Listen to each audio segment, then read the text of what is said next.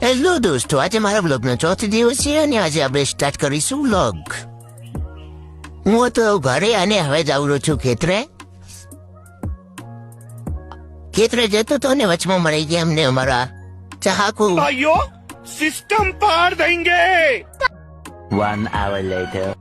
હવે હું પહોંચી ગયો છું મહારાજના મંદિરે દર્શન કરવા માટે. તો ચાલો હવે દર્શન કરી લઈએ. દર્શન કરી લીધા અને હવે જઉં રહ્યો છું. હવે બાઇકને મારે સેલ ને આ નીકળે હું ગામમાં જવું છે ચણાનો લોટ લેવા માટે. તો ચાલો હવે હું જઉં રહ્યો છું ચણાનો લોટ લેવા માટે અને પહોંચી ગયો છું દુકાને.